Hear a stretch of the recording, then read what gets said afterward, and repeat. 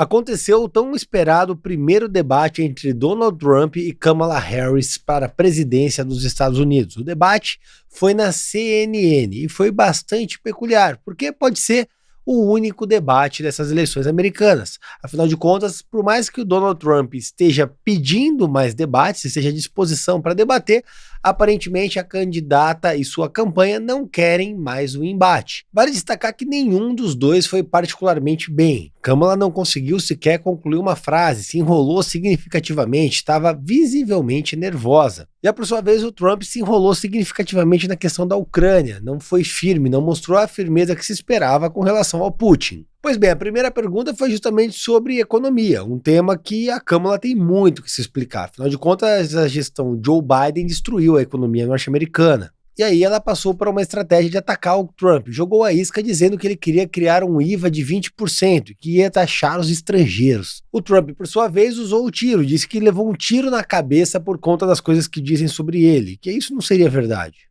Tem imagens, dá uma olhada. A pessoa falar sobre armamentização. Ela quem está armamentizando, não eu. Eu provavelmente quase levei um tiro na cabeça por causa das coisas que eles dizem sobre as pessoas. Eles falam sobre democracia, que eu sou uma ameaça à democracia, eles são uma ameaça à democracia. Como eu sempre digo, é um Ctrl-C, Ctrl-V da mesma coisa em todo mundo. A esquerda mente assintosamente, rotula os adversários de direita e mente sobre a história deles para tentar levantar uma espécie de ódio contra essas pessoas. E volta aquele velho discurso demagogo e enfadonho sobre a ameaça à democracia. E aí o Trump revidou. Ele foi para cima de Kamala e perguntou se ela liberaria o aborto até 9 meses. Ela se irritou e não respondeu, porque como todo esquerdista, ela é uma aborteira. Você deveria perguntar. Ela vai permitir o aborto no 8º, no 9º mês, no 7º mês? Você faria isso? Por que você não faz essa pergunta? Por que você não responde essa pergunta? Aqui vem o ponto alto do debate. O jornalista pergunta: Kamala, você queria acabar com o fracking, técnica de extração de petróleo e gás, agora não quer mais. Você era contra armas, agora mudou de opinião. Era a favor da descriminalização da fronteira, agora mudou de opinião. Trump explora muito bem isso e fala sobre o pai dela, que foi professor de economia marxista, e ela fica visivelmente nervosa. A senhora falou que a senhora gostaria de banir fracking, agora não. E também com relação aos programas com relação a armas. A senhora apoia a descriminalização de cruzar a fronteira. Eu sei que a senhora diz que os seus valores não mudaram. Então por que as suas posições políticas mudaram? Não, os meus valores não mudaram e eu vou discutir cada uma dessas questões que você falou. Quando ela for eleita, ela vai mudar. E vai ser o final do nosso país. Ela é marxista. Todos sabem que o pai dela é um professor de marxismo, de economia, e ensinou bem a ela. No final das contas, o Trump mostrou que Kamala é uma extremista. É o Guilherme Boulos de saia. Trump se deixou ser pautado por Kamala em diversos pontos. Ele não mostrou aquela fibra que ele costuma ter. Mas vamos concordar, ele estava debatendo contra ela e 2 jornalistas que a todo tempo interrompiam ele e não permitiam que ele explanasse adequadamente. Assim como ficavam criando fact-checks nem tão verdadeiros para de alguma maneira desestabilizar o candidato. E por sua vez conseguiu se manter no prumo bastante firme. O ponto que o Trump mais bombardeou Kamala foi justamente na questão Israel e Palestina. Nesse ponto, ela se enrolou significativamente nas respostas, se embananou, e o Trump falou claramente: não, você claramente odeia Israel porque você não quis nem ver o Netanyahu. Mas quando ela mencionou Israel, de repente, ela odeia Israel, ela nem... E que se encontrou com o Netanyahu quando ele foi pro Congresso para dar um discurso, e ela foi para uma festa da sororidade dela.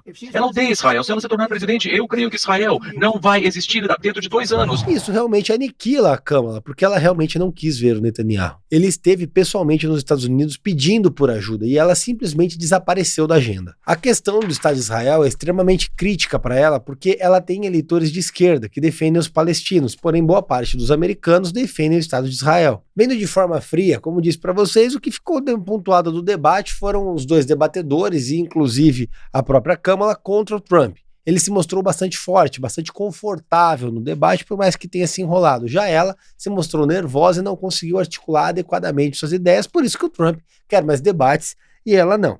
E o Trump, finalmente, nas suas alegações finais, ele colocou um ponto central. Tudo que ela prometeu até aqui, ela prometeu um monte de coisa, falou que ia ter programa de casa para os novos, para os americanos, ia ter programa de não sei o que lá, programa de não sei o que lá, e o que ela ia resolver na economia, resolver isso. porque não fez nada até agora. Bom, se ela começou dizendo que vai fazer isso, vai fazer aquilo, todas essas coisas maravilhosas, por que que ela não fez ainda? Ela esteve lá por 3 anos e meio, tiveram 3 anos e meio para consertar a fronteira, e tiveram 3 anos e meio para criar empregos e todas as coisas de que falamos. Por que ela não fez isso? Ela deveria sair, ir embora e voltar para aquela White House, para a Casa Branca e para o Capitólio e fazer as coisas que ela quer fazer e não fez ainda e não vai fazer. Porque ela acredita em coisas que o povo americano não acredita. Essa é a grande pergunta, e essa é a pergunta que fica para a gestão sempre que é um candidato em reeleição.